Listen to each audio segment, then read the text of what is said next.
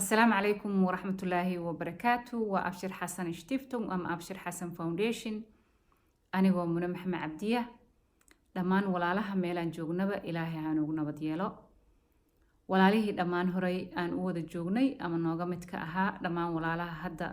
naga mid ka noqday ama nagu soo biiray iyo dhammaan walaalaha aan rajeynayno inay naga mid noqdaan naguna soo biiraan walaalayaal dhammaantiin soo dhawaada qalbi wanaagsan iyo gacmo furan ku soo dhawaada dhammaan commentiska waan akhriyaa walaaluhu ay maaragtay soo qoraan walaalo waxaa jira badan oo iga soo codsada waxyaalaha qaar inaan maaragtay ama barnaamijyada qaar aan ka soo hadlay in aan si qoto dheer uga soo hadlo ama aan daraasaad inta aan markaa sheego ka badan in aan maaragtaa soo gudbiyo insha Allah waan isku taxallujinayaa hadduu Ilaahay idmo waxaan rabaa in aan message aan akhriyay nuxurkiisii aan dul istaago anoonan faahfaahin dheera kasii bixinaynin horta adduunkan aynu ku noolnahay qofka bini'aadanka ah waxaa wanaagsan inuu fahmo in aad nolosha sida aad adigu u rabtid mar walba aysan u soconayn ama sida aad adiga aragtida aad ka qabtid inaysan mar walbaba aysan aadan ku hogaamin karin waxaa muhiima yacni inaad aqbasho inaad noloshaada aqbasho yaa markaad aqbashid ka bacdi ayaad horta wax bedeli kartaa haddii aad wax ka bedeli kartid dabcan marxaladda aad markaa ku sugan tahay waxba kama bedeli kartid laakiin naftaadaad wax ka bedeli kartaa mar walbaba adiga naftaadaad wax ka bedeli kartaa aaminaada naftaadaad wax ka bedeli kartaa laakiin marxaladaha waxba kama bedeli kartid marka waxaa muhiima in horta la ogaado jiro maxay tahay yaa jirooyinka waxaa jira jirooyin aad maxaa la dhahaa daaweyn u qaadan kartid yaa oo jirooyinka infectionka keenaan ah antibioticumka loo qaato cudurrada ah baa jira jirooyin waxaa jira kale oo waaweyn oo yacni halis ah laakiin haddana daawo un leh marmarka qaarkoodna aan daawo lahayn oo qofku uuba u dhiman karo ama uu ka badbaadi karo labadaba way jiraan laakiin markay noqoto in qofku uu ku dhasho amaba accident ku dhacay uu marmarka qaarkood sariir u seexdo oo jirada markaa anaga aragtideena ahaan aan jiro u aragno laakiin aan jiro ahayn ay tahay wax noloshii ka mid ah inuu qofkii baahi badan u qaado qof kale in uu ka caawiyo noloshii yacni qofku inuu u baahdo xataa ay dhacdo sidii ilmo yaroo kale in ma arkino uusan asagii isrogi karin in la rogo laakiin qofkii ma aha inuu cudur qabo ah u baahan daawo sida antibioticum oo kale ah oo ma arkino sanbabada kaga dhacay ama beerka kaga dhacay ama kaliyaha kaga dhacday ama maaha qofkii noloshiisii waa nolol caadi ah laakiin u baahan caawimaad joogto ah anagu dad muslin waynu nahay dabcan quraanka in la akhristaa waa wax muhiim ah quraanku laakiin anigu sida aaminsanahay waa ku dhaqan yacni quraanka waxaa loo soo dejiyey in qofka bini'aadanka kuna cibaadaysto noloshiisana ay maxaa la dhahaa ii sheeg uu ka dhigto iftiin laakiin quraanku ma aha sharoobo la cabayo yaa quraanku ma aha sharoobo la cabayo ma aha daawo la qaadanayo qofka inta lagu akhriyo qofku intuu faydhaho uu cararayo haddaan muslim nahayna marka aynu leenahay sabir yacni qofku inuu samro uu waxa ku samro ah waxaa ka mid ah marka ay kula soo gudboonaato xaalad ah in aadan gacmahaaga wax ku qabsan karin in aadan hadli karin oo aadan waxaad dareemaysa dareenkaaga aadan hadal ku muujin karin oo hadalkii uu kaa xiran yahay in aadan socon karin oo musqushii adiga aadan geli karin aa u baahan tahay qof kaa caawiya sabirku waa kaas in qofka taasi ay ku dhacdana uu ku samro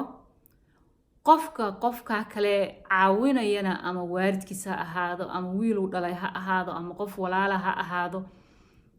ay nooc qofku raba ha ahaado ama qof kale oo bini aadan oo inaa caawisid u baahan oo ehel ah ama Soomaali kula ah ama bini aadan kale ah ay nooc qofku raba ha u dhasho umadu raba ha ka soo jeedo in qofka marxalad noocaas haday la soo gudboonaato inuu ku samro samirka anigu taasaan u aaminsana laakiin samirka anigu uma aaminsani laba qofood haday wada nool yihiin oo nolol ka dhaxayso ay maaragtay labada qofood isku haboonayn inay wada noolaadaan noocay rabaan ha ahaadaan dadkaasi ha ahaadaan yani dad isqaba ha ahaadaan dad isla dhashay ha ahaadaan dad isdhalay ha ahaadaan haday labada qofood nolosha aysan wada wadaagi karin oo hal guri ay ku noolaan karin dee carada Ilaahay waa waasac waa laba qofood oo ku kala tagi kara oo waliba ku badbaadin kara ehelnimadoodii iyo maxaa dhahaa familnimadoodii ku badbaadin kara inay laba meelood ku kala noolaadaan si ay markaa ay maaragtay si sharaf leh ay isu qaabili karaan ay maxaa dhahaa markaa ay noqon karaan laba qofood oo maaragtay ama wiil iyo waalid ha ahaadaan ama ha ahaadaan maxaa la yiraahdaa laba qofood oo intay kala tageen markii hore nolol ka dhaxayso isqabay laakiin haddana kala tagay haday kala tageenna ay markaa noloshoodii kala fududaanayso waayo markii laba qofood is hayaan oo ay meelkooda nool yihiin way ka xanuun badan tahay way ka dhib badan tahay markii labadii qofood ay maaragtay waasac kala noqdaan yaa oo meeshii halkaa maxaa dhahaa kala buskoodaan yaa taas anigu ma dhihi karo ha lagu samro oo labadii qofood waxay rabaan baa isku qabaane ha wada joogaan ma oran karo taa anigu samir uma aqaano samirku waxaan u aqaanaa Ilaahay wuxuu kuu keenay inaad ku samirtid oo aad adiga waxba ka bedeli karin yaa ana awoodaada ahayn inaad wax ka bedeshid badanaa ilmaha ku dhasha oo qofku markii marxaladaas ama yaraan ay ku qabsato ama ba xataa maxaa la asagoo weyn qofku intuu problem qabso maxaa la u timaado yani jiro ay timaado uusan waxba ka bedeli karin inuu ku samro qofkaas way fududahay dad badan yani wayba aqbalaanba dadkaas farxadoodii ba maxaa la dhahaa baad ka arkaysaa qofkii inuusan qofka walwalka iyo walbahaarka iyo dhibaatada sheeganaya maba ahaba qofkaas calaa kulli xaal aniga haddaan u soo noqdo wiilkayga Abshir aan rabana waalid badan oo runtii waxyaalo badan in laga caawiyo u baahan laakiin Soomaalidu waxay dhahdaa nin jiran ma ahayd boqol u talisay ama maxaa la dhahaa ummaddu markay meel yar oo jilicsan ka helaan iyaga raba inay maaragtay ay mar walbaba ay wax ku sheegaan wixii ku fiican waxaan ku fiicnayn ina iyagu yani ku maamulaan rabaan waalidkaasaan waxaan rabaa inay waxyaalaha qaarkood aan isla fahlo maadaama aan ahay qof ayaga يعني dareemaysa dareenka ay dareensan yihiin taasoo ah horta inaan aqbalno ilmaheena kuna jeclaano sida ay yihiin inaad horta aqbashid ilaahayna aad ugu mahad celisid waayo ilmaha kani ama qofka markuu uu maxaa la dhahaa uu isagu wax sheegan karin oo isagu uu u baahan yahay 24 saac oo caawimaad ah macnaheedu ma aha in uusan inaad adigana aadan inta aad caawinaysid oo adiga xooggaaga aad siinaysid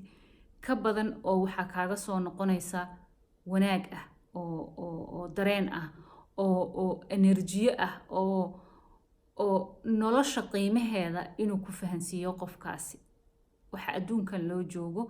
alla caabudaada ka soko way fududaan lahayd haddii ilaahay yani naloo keenay kaliya adduunkan inaan caabudno ilaahay malaa'ig baa caabuda ka badan oo anaga ma aragtay maxaa la dhahaa intaan caabudno ka badan caabuda oo kaliya caabudaadaas u nool baa jira laakiin anaga ilaahay wuxuu adduunkan noo keenay oo xor nooga dhigay maaha kaliya caabudaada inaan anaga dhexdeena iyo wax walba qiimeynta yani ilaahay bini aadanka wuxuu garashada u siiyey iyo garaadka iyo ruuxadda u geliyey ka badan xayawaanka iyo dhirta iyo maxaa la dhahaa inaan noqono dad fahmaya waxaasoo dhan, dad cadaalada inaan noqono, inaan fahmo anigaan isu haysta inaan caafimaad qabo oo 6 haysto oo wax walba haysto iyo qofka aan haysanin inaan nahay 2 qofoodoo same ah. inaan ixtiraam u muujiyo iyo qadarin iyo inuu qofkaasi qiimahaygoo kale uu leeyahay. in bini aadanka iyo xayawaanka iyo wax walbo ilaahay adduunkan uu ku nooleysiiyey uu keenay koonkan uu uga dhigay balance inay u sameeyaan in aan kulligeen isku qiimanahay, in aan cadaalad samayno, adduunkan inaan noqono dad dee maamula oo si wanaagsan u maamula, qof walbaba meeshuu awoodda kaga jiro, qof walbaba inuu yahay qof responsibility leh, qof inaa mas-uuliyad qaadi. sidaa darteed yaysan kugu adkaan in aad runta aqbasho, realitigana aragto. waalidka jooga gabdho waxaa jira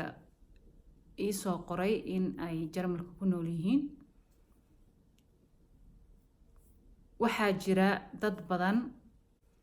inay Jarmalka ku nool yihiin. waxaa jira waddankan Jarmalka ah hadba ilmahaaga caqabadaha hortaagan. waxaa jira organisationo ama maxaa la dhahaa faracayno ama dad kaa caawin karaa ama aad ku xirmaysid oo adiga kula mid ah. guruubo waxaa jira hooyooyin ah, waalid ah oo qaabilsan in aad la xiriirtid. waxaa ugu weyn Lebenshilfaha. marka raadso dad ku fahmaya, dad aad ka helaysid aad khibrad aad kala helaysaan oo aad khibrado ka helaysid dhinaca dareenkaagoo kale leh. yaysan kula adkaan inaad maaragtay ka hadashid waxa aad dareensan tahay, sida aad dareenkaaga u cabiri lahayd. wax badan bay kaa caawinaysaa. hooyadii rabta in laga caawiyo waxay igala soo xiriiri kartaa dhanka Facebooka message-ka, kadib ayaan insha Allah telefoonada kala qaadanaynaa. insha Allah waxaan isku dayayaa kale inaan linksyada qaarkood aan idiin soo dhigo, fiidiyoyaasha idiin soo raaciyo.